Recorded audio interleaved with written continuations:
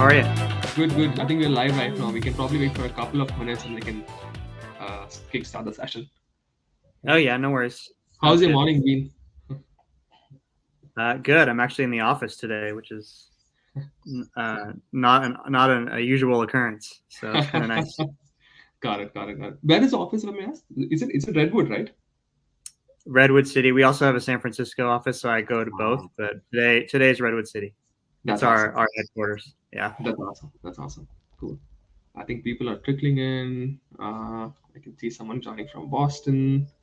Yeah. Hey guys, just a couple of minutes. I think people are trickling in slowly. We'll start in a few minutes.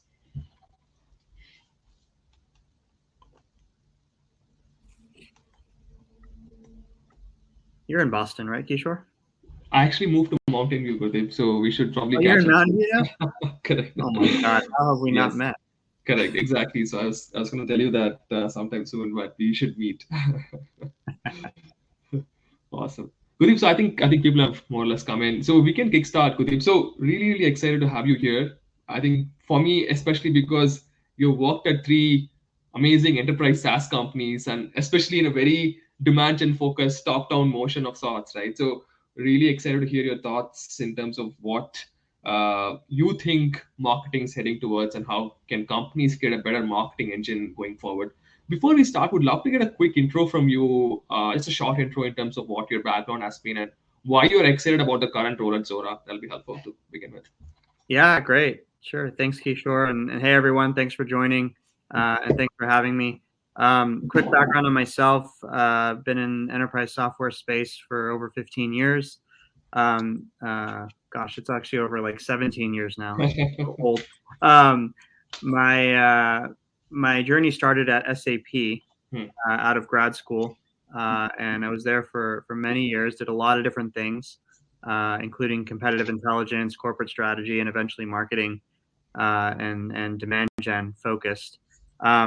I went to Marketo for about a year before the acquisition by Adobe, and then spent another year and a half at Adobe before coming to Zuora. And I've pretty much been in a growth demand gen role the whole time. Different scope and different focus, and we can talk about that maybe a little bit today in terms of the differences. But Zuora was especially attractive to me for a couple of reasons. Number one, just how exciting the space is, and how especially post pandemic, many companies are looking to future proof their own business, and I think Zuora, is in a really exciting place when it comes to recurring revenue and subscription business models, and it's really exciting to be a part of that. But then on the flip side, to me, what matters most is kind of culture and ability to execute end to end. And a company the size of Zuora offers me the chance to do that, and that's where I thrive. And so I've been here a year now, and it's definitely what I thought it was going to be. It's been even better. Interesting. But yeah, it's going really well. That's awesome. Obviously, I've heard of Zuora because of the amazing category you guys created, the whole subscription economy and the whole message around it, and sort of made sure that everybody understands what that category is all about, right? So I'm sort of very excited about the company in general, and also the CEO who has been very vocal about how the category works and sort of talks about it at a very high level. So very excited to have you, Gurdeep. Before we start, I want to ask a very basic question, a very demand gen 101 question, right? So any B2B SaaS company, if you take, right, what are the typical channels that any company should focus on at a if you ever look at all the channels that are available for a marketer, what are they? Well, let me pull it back one level. So instead of thinking about channels, I think if you're talking demand gen 101, I would say think about two kind of parallel tracks that you as a demand gen marketer or a growth marketer are responsible for. The first track is what I call demand capture. And that's fundamentally our job is to make sure that any demand signals for your solution or product that exist out in the market in the accounts that you should be selling to, you have to capture those. And that's going to happen through, mostly inbound channels, but also, third-party intent signals, et cetera, right? So demand capture is sort of table stakes. You got to do that well, and you got to make sure that you have your finger on the pulse of all those signals. Then the flip side of it is demand generation. And demand generation is where, you've got the right account. They may or may not have shown some interest either on your site or on other sites, but they're not exactly ready for a conversation with sales or even for, a technology purchase. They're just looking for answers to the questions that they care most about. And I think demand gen's responsibility in partnership with, well, ideally it's all one team, but in partnership with your BDRs, is to help generate that demand, to take them on a journey to the point where they are ultimately ready to engage you in a sales cycle and become a customer. But those are very different motions. And, one is kind of more inbound heavy, one is more outbound heavy. And it's really a blend of those things. And the channels that you use to get to market can vary across both of those motions. But I think it's really important to be grounded in those two, call them swim lanes, which in aggregate give you the best path to your pipeline and bookings goals. Let's talk about demand capture thing, Gurdeep. So on that, I think that's a very good structure. You sort of broke down into two pieces, right? So on demand capture as a stream, right? If you have to again take a B2B company, SaaS company, like how do you capture the demand? Is it more towards content that you make sure to bring people into your website, create some enough materials to get them to demo? What's the motion look like typically? Yeah, I think it's about so there's paid and organic, right? Which is going to give you your lead generation and your capturing of those signals, augmented by sort of intent data. Yeah. Right. Those three things allow you to build your database, to execute, email marketing, your paid strategy. But I actually am a big believer in the organic side as well. SEO, having a really strong website, making sure that you have answers to all the burning questions that your audience cares about on your web properties, whether it's through blogs or product pages or whatever. So you can then capture that audience and convert them into leads. And then you have to, like I said, augment that with third-party intent data, because it's naive to think that everybody who cares about, let's say you're selling marketing automation, is going to come to your website, right? They might go to other websites. They might go read trade publications. And so in order to effectively capture all the demand signals out there, you've got to be playing in organic, paid, and then third-party intent. Perfect. Right. And now if you look at demand generation, where you said the BDR team is actually going to help you guys create that demand. In Zuora, do they report to you, Gurdeep, the BDR team? They do, yeah. Okay. So how does that motion work? Is it then identifying accounts and sort of going after them through outbound motion? Typically, is that the primary one, or do you also intend to facilitate that outbound as well? It is. I generally don't. I think we're in a state of the world where a cold outbound doesn't really work. Right. And so what we call it is marketing assisted outbound, which basically means we leverage some of the third-party intent signals and we map that to target accounts. And if we have a lead or a contact, that's awesome. We know we can go and target them. But if we don't, we can still go and get wide in that account and say, hey, it seems to us that you've been thinking about launching a subscription service. We should have a chat, right? Maybe we can help. Here's some great content. That kind of outreach works really, really well just to get the conversation started. And then it's a case of taking them on a journey. And so we've got what we call milestones, which is, events, workshops, webinars, content that we can have that account engage with over time as they go on their own journey to identifying what they want to do, what's their project, and then engaging in a sales cycle. But that's a much longer lead to pipeline journey than capture. It's sometimes, honestly, that's what's unique about Zuora is sometimes it's up to 12 months. Wow. Yeah. And so when we think about account-based marketing, we've got a plan for that long cycle. This is very helpful, Gurdeep. So now let's go to the tricky part, right? Now we have worked at 3 different enterprise SaaS companies, SAP, Adobe, and then now Zuora, all 3 different persona, right? So I'm sure that you would have realized that some streams might work very well in these companies, some might not work. some channels you experimented would have thought would have worked well but didn't work well. So what are the learnings that you had over these last 10, 15 years across these three companies, marketing to three different personas? Yeah, it's a great question. I mean, if I go back to SAP, everything that we did, and I was in the customer experience group, so we were marketing to marketers, salespeople, customer service, e-commerce, but everybody was a customer of SAP, right? It was all install base marketing, right? So we were doing a lot of cross-sell, upsell marketing, trying to get an existing ERP or HR customer to buy something on the customer experience side. It ended up being a lot of pipeline acceleration and a lot of that upsell cross-sell versus new logo. And so for SAP, it's a very sticky business, and our win rates were ridiculously high because of that. So it was, we didn't need huge pipeline multiples, and we focused more on helping the field engage with the right accounts in the right way with the right message. When I left SAP, I went to Marketo.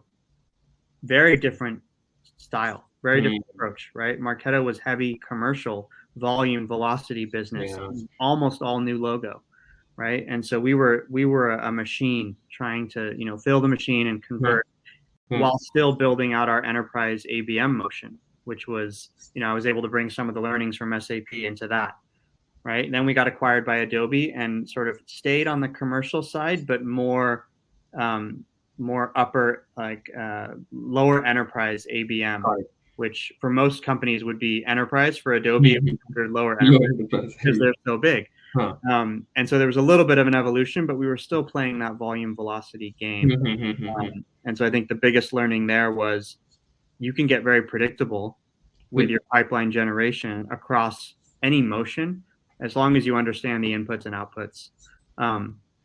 When I came to Zuora, I think the most interesting learning for me is that not all SaaS businesses are alike in terms of customer readiness.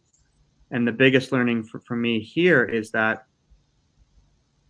even though we engage with the right account and they're willing to take a meeting with us and they are totally bought into what we're all about, they may not be ready to buy for quite a while. And we have to be really good at playing the long game. And so when I was talking about that 12-month cycle, we call it strategic nurture. And so it's like getting a BDR to successfully get a meeting with somebody and converting that, into even a meeting with sales doesn't mean that customer is going to buy in the next 12 months. And so we have to then nurture that account over a long period of time. And so we have this kind of bifurcated strategy where we've got to acquire as many new leads and qualified accounts as possible, get them into our funnel, but then also manage that readiness equation where, at Marketo, that was a non-issue. Everybody was either using some form of marketing automation or they needed it, and they knew they needed it, right? So there was no component of that. That's been the biggest learning for me here, and it's a really exciting challenge to solve. And is that really primarily because people who will need Zuora eventually, but are currently using some old stack, or they're cobbling toward solutions and not thinking of Zuora as an ideal solution, or what's the primary? A couple things. Number one, they haven't launched anything in the subscription space yet, but they want to. They just haven't ideated on what that is, and that's going to take them some time. So they need some consulting, they need some help, and we provide all that to them. But that's very early stage. It's also, to your point, they launched something themselves, they built it in-house. They're now looking to scale, but timing is a factor in terms of when they can flip the switch to a more enterprise scale solution. So we have to keep our finger on the pulse of those accounts always. Interesting. And then on that question, now you talk about it, I was going to ask about the org a little later, but since the motion seems a little bit more towards like nurturing, educating the audience and playing the long game, especially in the current setting, do you think the org structure changes a little bit in terms of what qualities you look for in terms of hiring marketing folks? No, I mean, we have regional account-based marketing teams, traditionally called field marketing. I call them account-based marketing. And I think the difference is they have to traditionally ABM is like you market to the account based on firmographic data, right? What industry are they in? What size are they? That kind of stuff. When I say strategic nurture and playing the long game, that means I'm asking my ABM team to also market to them based on what stage in their journey they're at with us. And so those two vectors kind of come together. I see a question about what metrics we monitor. I think it's a great question. We look for engagement with those milestones that I was talking about. So if I've got an account that is a account, highly engaged but not sales ready, then I want to make sure that we're tracking how many and how often are they engaging with the milestones that we have for them. And those milestones could be a strategy workshop, it could be a field marketing event, it could be a webinar, could be a new piece of content. There's lots of different options for the kind of marketing team and the BDR team to send that account to. But we track that engagement, and it's basically like it's an account score. And when it reaches a certain threshold, then we're ready to kind of talk again. Interesting. I think Chrissy's question has been answered. There's one question, which I think it's by Chaitra. Is it okay for a B2B SaaS startup to experiment in terms of social media, especially in early stages? Kind of a little more tangential, but I don't know if you want to take it right now.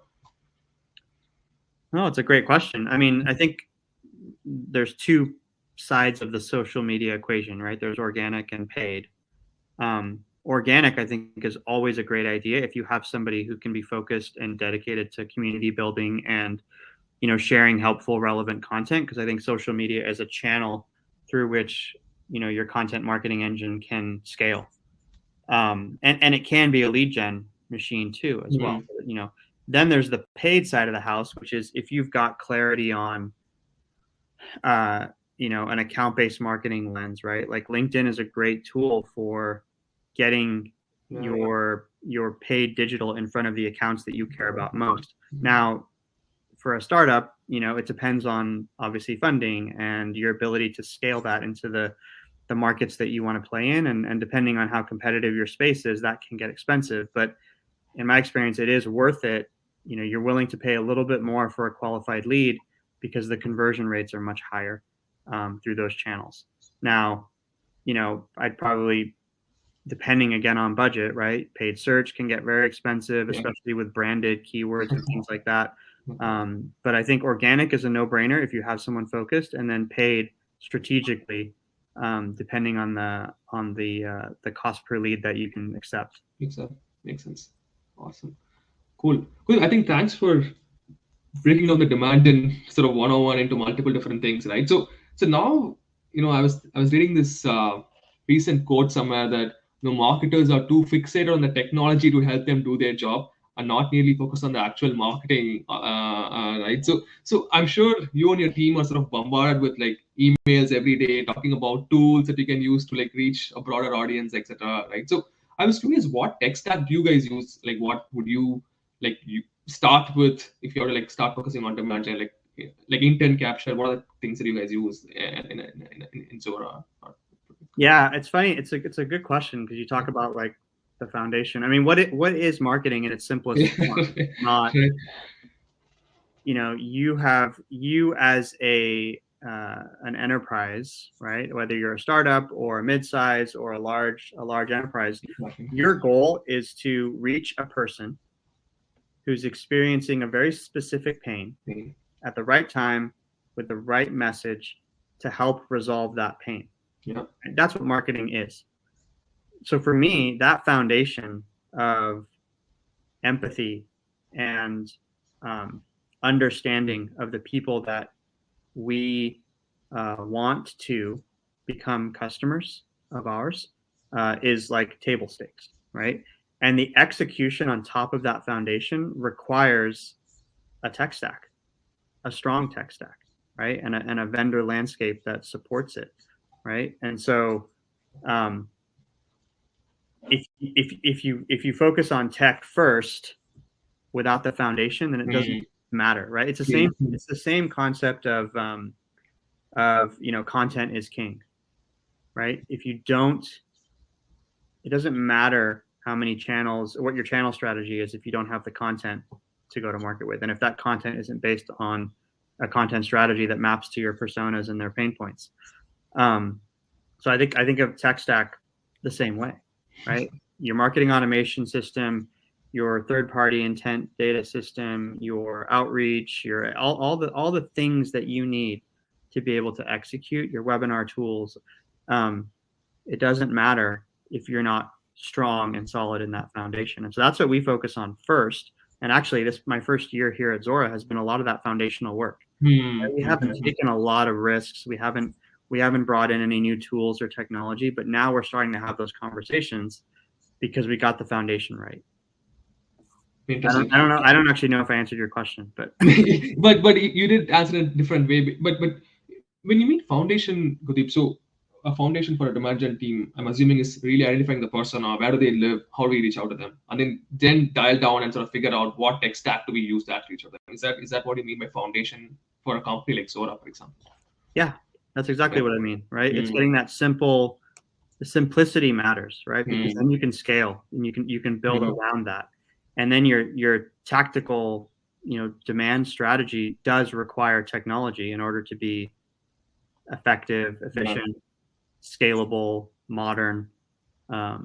So, but if you do that, if you focus on the tech stack first, because I think your question was, people feel like marketers are too fixated on technology.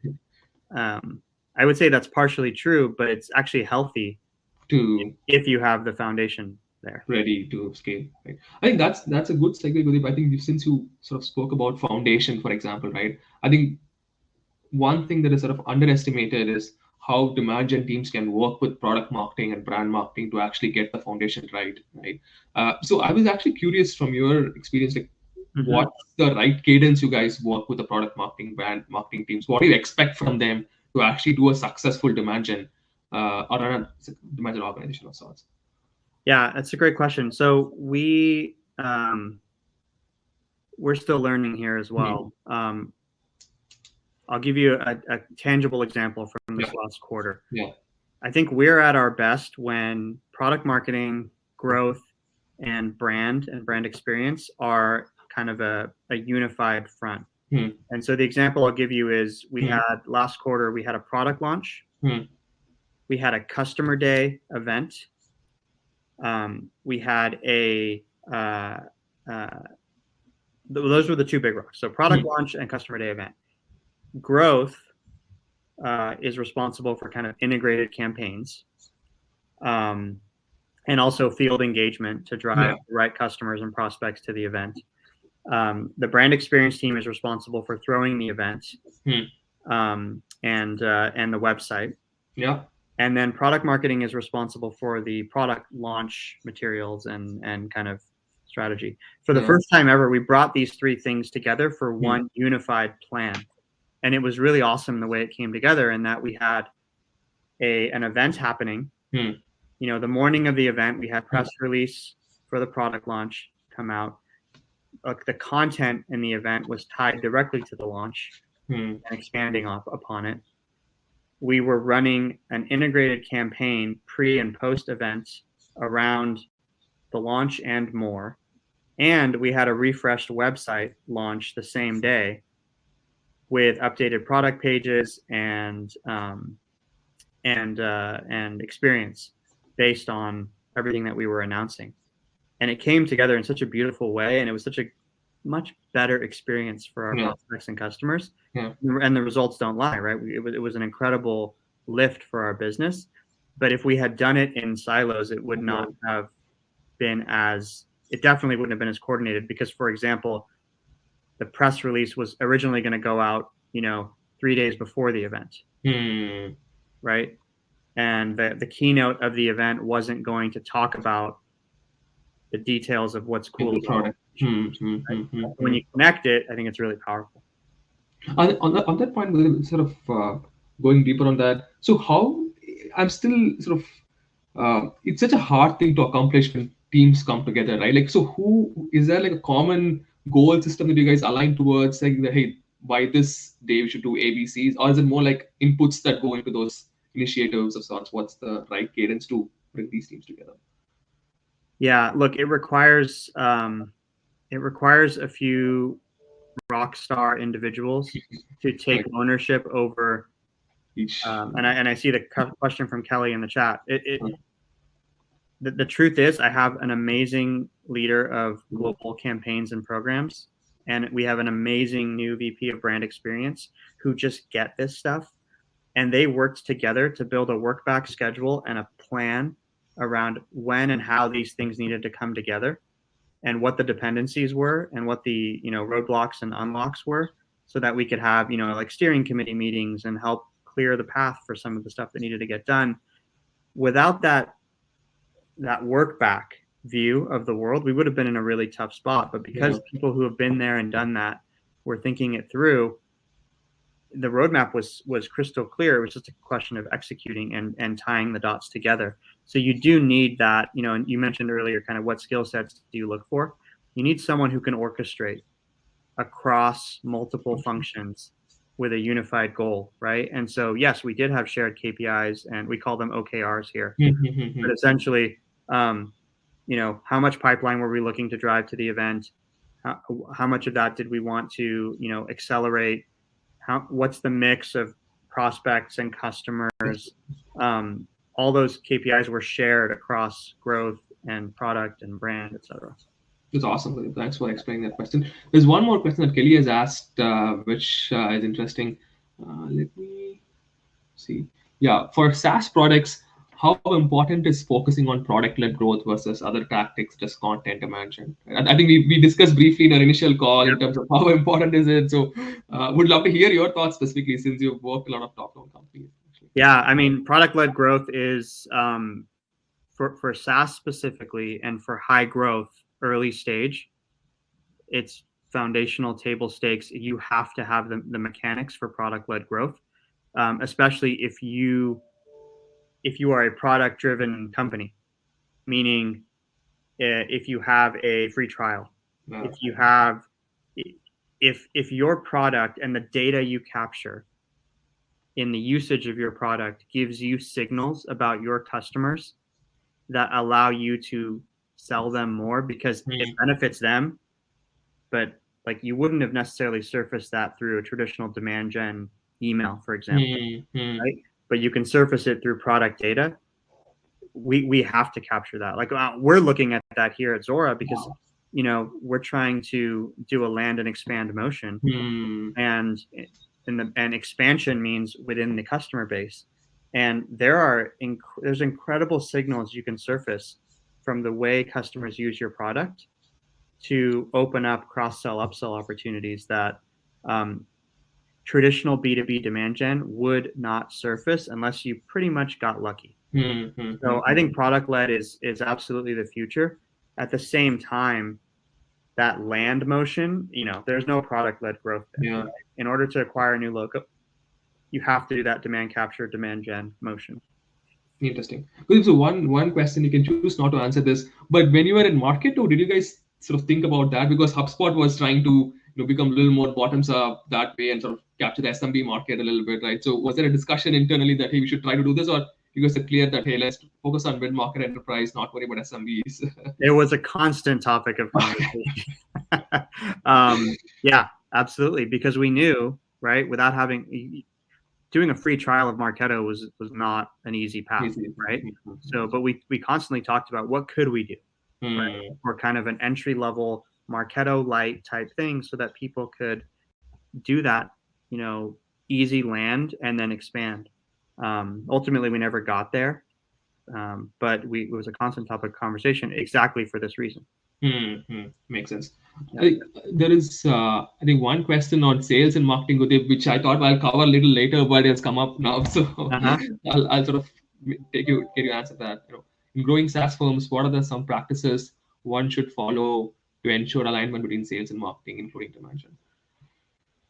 Yeah, so strategic and tactical. Okay, let's start with strategy. I think, look, there's always going to be some level of friction between sales and marketing, and I think once you accept that, that's healthy. That being said, there is, there are ways to put yourself in a position to be give yourself a fighting chance to have less friction than average. I think the things that we focus on are really, really granular demand planning. And what I mean by that is, the sales team depends on you to deliver a pretty significant chunk of their pipeline. If your model for how much pipeline you think you need to create every week, every month, every quarter doesn't map to the coverage and the bookings that the sales team needs based on how their business operates, and that could be very different by region, it could be very different by segment. So when I say granular planning, I mean the inputs that you put into your model that says, hey, I need X pipeline to deliver X or Y future bookings.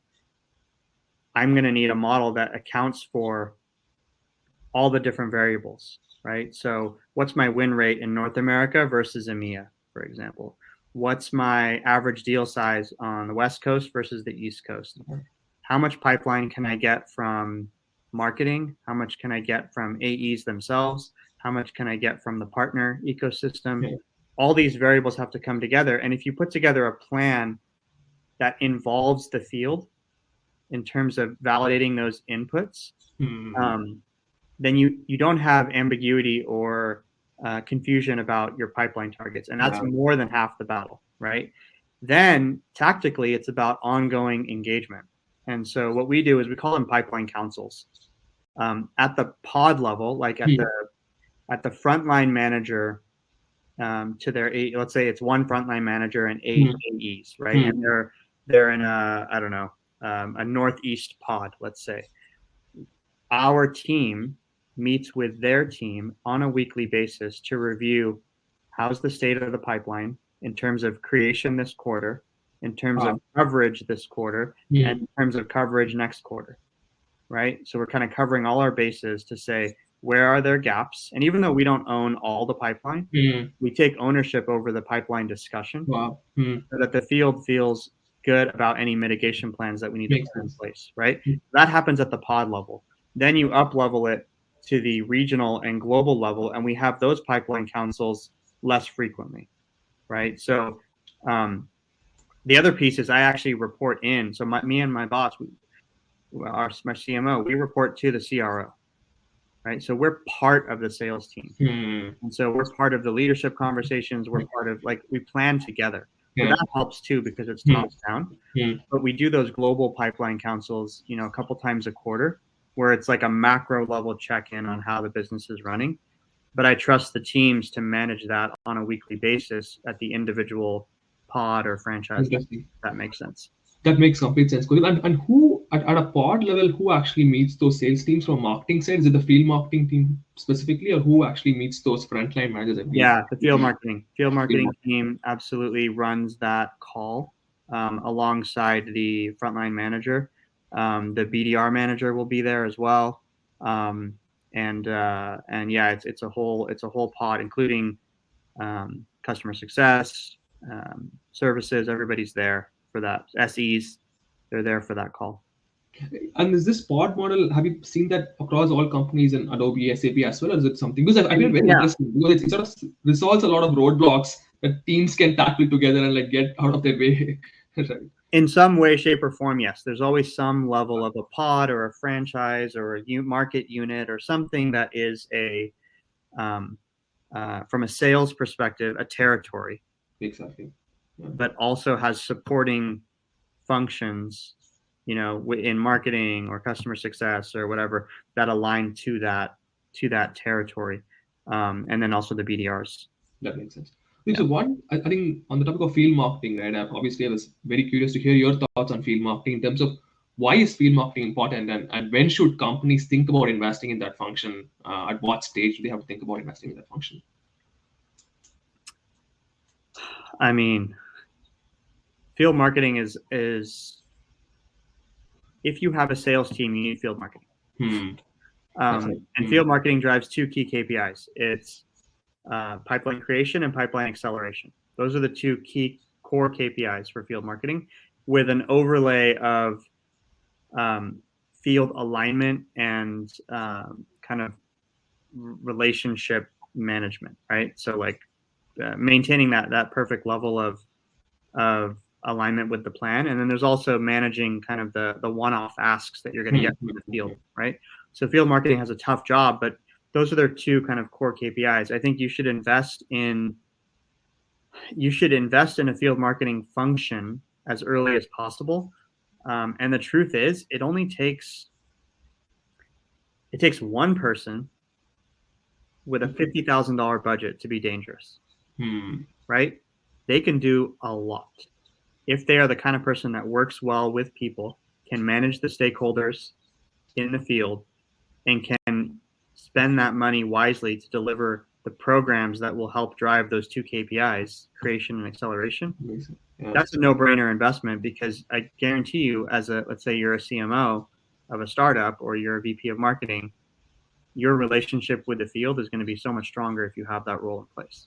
And on that point, Gurdeep, so the reason why I asked the question is that somehow companies have a very different definition of what field marketing does. And I've seen it across CMO. Some people are more towards that intimate events, programs that help sales team win deals. Some people do some different initiatives. So that's why I asked that question. And when you pointed out the programs that can be dangerous from a field marketer's perspective, I would love to hear your thoughts on like what kinds of programs have you seen like work really well in your experience, and what can field marketers do in general from their end?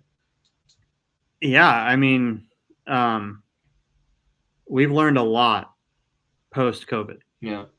Right? Field marketing, kind of traditional field marketing, sort of disappeared overnight, right? Because we couldn't do VIP dinners and road shows and all that stuff, right? So we had to pivot to virtual engagements, to alternative paths to that pipeline creation and acceleration.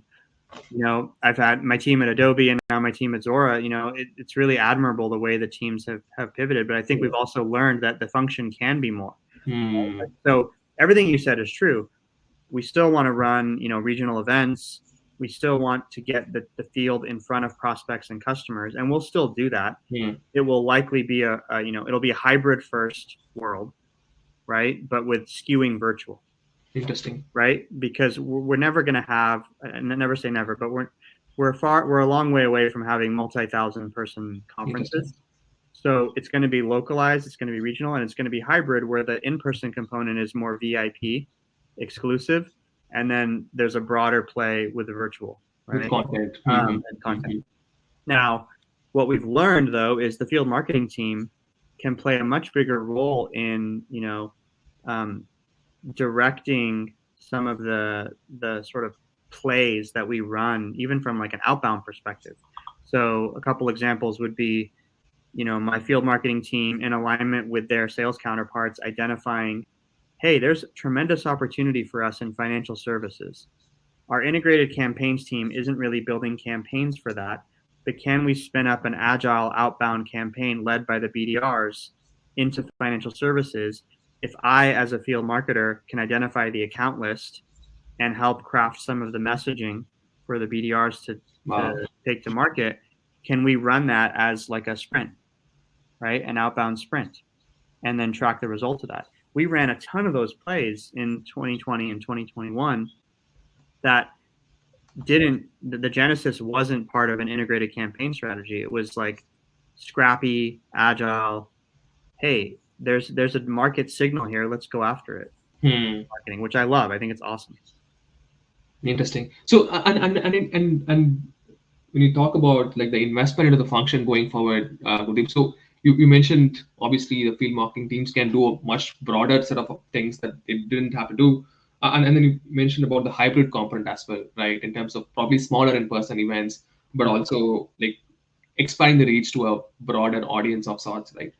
So curious on that front, how has the engagement been like for you guys at Zuora, like in terms of those programs you guys experimented with, similar sort of pipeline efforts, or is it how does it feel so far? It's been pleasantly surprising how much reach and engagement we've been able to get through virtual programs, right? Like, we did one a month ago with our chief technology officer. It was a virtual wine tasting event. And we had, I think our goal was we wanted 20 VP and above prospects from enterprise, like $1 billion plus companies, and we ended up with 28. Wow. On Amazing. the call. Amazing. We had 40 registered and 28. So two things. More people are. I think there's this feeling that people are burnt out from virtual stuff. I think it's sort of true. So you got to get a little creative. But the attendance rate is a lot higher. Used to be. Right. We used to expect like 30%, 33% attendance from a webinar. And we've been seeing like 40 to 50% attendance, which is awesome. And then when you do something like a wine tasting, right? You send them the kit in the mail, they're much more likely to tune in. Right. 100%. But you can't do that. You can't do that at scale. That can't be a 400-person event. On the budget, right? Exactly. So we've definitely learned a lot on that front. But we're gonna keep doing it, and we're gonna keep pushing the envelope. I think for like bigger events, like like our customer event type thing, where we want thousands of people on a platform. That's where the hybrid piece will come in. We'll say, look, all right, for Boston, we'll do a VIP outdoor dinner for 10 people after the virtual event, or you do like a networking thing where you could even have like a watch party and do a networking thing after, right? So we're going to experiment with all these things, and I see it all as learnings and opportunities to innovate, which is fun. That's awesome. That's fantastic. I don't know. One last question, actually, a couple of questions before we wrap this up. One thing I'm sort of struggling with, to be honest, at the scale we are in, very, very small company compared to Zuora, like much smaller than where you guys operate at, right? But still struggle to figure out how can we optimize the short-term pipeline goals, like long-term, like brand building. Like how do we actually build the right foundation for like a year-long programs of sorts, right? But it's easy to like focus on short-term objectives and like spend money and like build that pipeline, right? So I'm sure the pressure is a lot more higher in a public company like Zuora, right? So how do you optimize or at least give guidance to your team that, hey, look, let's it's okay that if you don't meet these goals right now, if you sort of do the right things for the next year, should be fine. Like what's the right? I get where you're going with the question. It is a balance.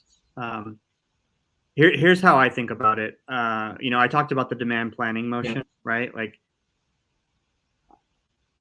my job is to help build a system that delivers future bookings for the company. And that's both for new business and for upsell. We're not always going to hit our targets, right? There's things happen. You have attrition, you have seasonality. There's things that happen. And so I have to have a team that understands this is why we look at current quarter +1, and then we look at rolling 4-quarter. There's always levers you can pull to mitigate short-term challenges. But you still have to have your eye on the ball of the long-term game. And so I see it as a mix of the day-to-day execution maps perfectly to the plan, which is to generate pipeline for future bookings. There's always going to be one-off, flags where you got to dig in and figure out how to fill a gap. But in parallel, it's a culture of innovation and risk-taking that allows you to build for the future and try new things that I actually put into our OKRs, right? Where we say, look, we are a team that will pilot something new every year, right? Whether it's a new direct mail platform or a new virtual event platform, whatever we're doing, we're going to try something new because we know we're building for a future where our resourcing isn't going to scale as fast as our booking. So we have to get better. That's awesome. Thanks, Gurdeep.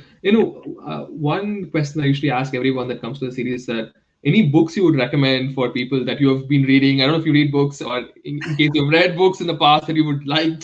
Right now, I'm reading Harry Potter and Blood Prince to my twins. So it'll be the third time that I've read it. So I highly recommend Harry Potter. From a business context, honestly, the first business book I ever read, and the one that I still reference my notes the most on, is How to Win Friends and Influence People. Yeah. Every time I'm going into an important meeting, I check my notes on that book. Wow. because it's just a reminder that ultimately it's all about people. And you are, your brand is sort of defined as your last interaction with somebody. And so that's the one that I am constantly referring back to. I don't have a ton of time to read business books outside of work. And honestly, I would probably fall asleep if I did. You're like me then, Gurdeep. I'm also like you, exactly. Fall asleep after reading books. We could talk about, I do, I watch a lot of TV, so we can talk about Squid Game. We can talk about all. That's awesome. Cool. Gurdeep, thanks a lot for coming to the session. We really appreciate that and sort of explaining us about demand gen 101 and how do you guys do that scale at companies like Zuora. We really appreciate that and sort of want to thank you for your time. Yeah, it was my pleasure. Thanks everyone for joining. Thanks, Gurdeep. Thank you everyone for joining. See you next week. See you guys. Bye.